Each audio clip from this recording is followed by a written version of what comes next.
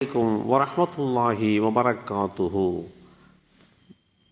நல்வழியில் குழந்தைகளை வளர்ப்பது. அல்லாஹுடைய தூதர் ஸல்லல்லாஹு அலைஹி வஸல்லம் அவர்கள் கூறினார்கள், அதிகம் அன்பு கொள்ளக்கூடிய, அதிகம் குழந்தைகளை பெற்றுத்தரக்கூடிய ஒரு பெண்ணை மணமுடித்துக்கொள் என்று குறிப்பிட்டார்கள்.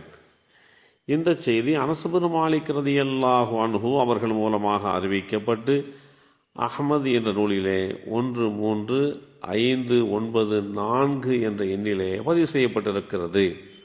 குழந்தைகள் நல்லவர்களாக உருவாக்கப்பட வேண்டும். குழந்தைகளை அந்த குறிப்பிடுகின்ற நுணுக்கம் குறித்து ஆராயப்படுகின்ற போது குழந்தை செல்வத்தை பற்றி வேதமறை குர்ஆன் சொல்லுகின்ற இடங்களிலேயெல்லாம் நல்லொழுக்கமுள்ள குழந்தை என்று அந்த வார்த்தையை இணைத்தே குறிப்பிடுகிறது. அல்லாஹுடைய தூதராக ஏற்றம் பெற்ற இப்ராஹிம் அலைஹிஸ்ஸலாம் அவர்கள் அல்லாஹ்விடத்திலே குழந்தை வரம் வேண்டிய அந்த நேரத்தை குறித்து, அந்த விஷயத்தை குறித்து குர்ஆன் எடுத்துரைக்க முற்படுகின்ற போது, என்னுடைய இரட்சகனே, நல்லோர்களில் ஒருவரை எனக்கு சந்ததியாக வழங்கி அருள் புரிவாயாக என்று பிரார்த்தித்தார்கள். அல் குர்ஆன் அத்தியாயம் 37 சூரத்து சாஃபாத் வசனம் 100 இந்த செய்தி தெளிவுபடுத்தப்பட்டிருக்கிறது.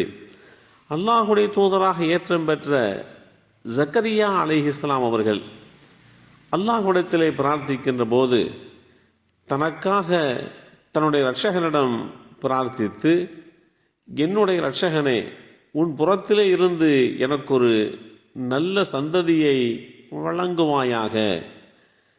அல் குர்ஆன் அத்தியாயம் 3 சூரத்து ஆல இம்ரான் வசனம் 38 இந்த செய்தி தெளிவுபடுத்தப்பட்டிருக்கிறது. குழந்தைகள் பெற்றோர்களிடம் தரப்பட்ட ஒரு அடைக்கல பொருள். அவர்களுடைய உள்ளங்கள் தூய்மையானதும் விலை மதிக்க முடியாத மாணிக்கம் என்று கூட சொல்லலாம். எந்த பதிவுகளும் இல்லாத காலியாக எதையும் ஏற்றுக்கொள்ளும் உள்ளங்களாகும் அவர்களுடைய உள்ளங்கள். எதன் பக்கம் திருப்பப்படுகிறதோ அதன் பக்கமே அந்த உள்ளங்கள் திரும்பும். எனவே நல்லதை பழக்கமாக்கி நல்லதையே போதித்து கொடுத்தால் அதன்படி அவர்கள் வளர்ந்து உலகத்திலும் மறு உலகத்திலும் எண்ணற்ற நற்பாக்கியங்களை பெறுவார்கள். அவர்களுக்கு கிடைத்த நற்கூலியிலே அவர்களுடைய பெற்றோர்களுக்கும் அவர்களுக்கு கல்வி போதித்தவர்களுக்கும் நல்லொழுக்கம் கற்பித்தவர்களுக்கும் நன்மைகள் கிடைத்து கொண்டே இருக்கும்.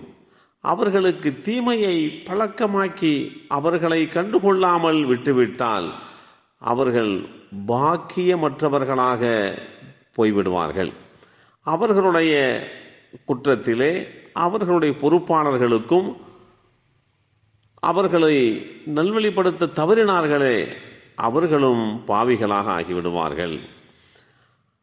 குழந்தை என்ற அந்த செல்வத்தை பாதுகாக்க வேண்டிய கடமைப்பாடு ஒவ்வொரு பெற்றோருக்கும் உண்டு.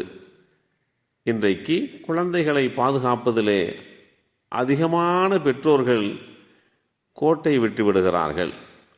சரியான முறையிலே கவனிக்க தவறிவிடுகிறார்கள். தற்போது இருக்கக்கூடிய கலாச்சார சீரழிவிலே இருந்து குழந்தைகளை பாதுகாக்க தவறிவிடுகிறார்கள். குழந்தைகள் மீது கவனம் செலுத்துவதில்லை. ஆனால் இன்றைய தலைமுறை இப்படி பெற்றோர்கள் கவனம் செலுத்தாததனுடைய விளைவாக தவறானவர்களோடு தவறான பழக்க வழக்கங்களை பழகிக்கொண்டு அவர்கள் தங்களுடைய வாழ்க்கையை பாழ்படுத்தி கொள்கின்ற ஒரு நிலைக்கும் தள்ளப்படுகிறார்கள். இது மாதிரி உண்டான சூழ்நிலைகளை புரிந்து கொண்டு ஒவ்வொரு பெற்றோர்களும் தங்களுடைய குழந்தைகள் விஷயத்திலே அதிகமான முறையிலே கவனம் எடுத்துக்கொண்டு அந்த குழந்தைகளை நல்வழிப்படுத்துவதிலே இருந்து நாம் ஒவ்வொரு கட்டத்திலேயும் தவறிவிடாமல் அவர்களை பாதுகாக்க வேண்டும் என்பதுதான் இஸ்லாம் வலியுறுத்துகின்ற அந்த வழிமுறை. எல்லாம் வல்ல அல்லாஹு தஆலா இஸ்லாமிய குழந்தைகளை நல்லொழுக்கமுள்ள குழந்தைகளாக உருவாக்கி தந்தல் புரிவானாக. அஸ்ஸலாமு அலைக்கும் வரஹ்மத்துல்லாஹி வபரகாத்துஹு.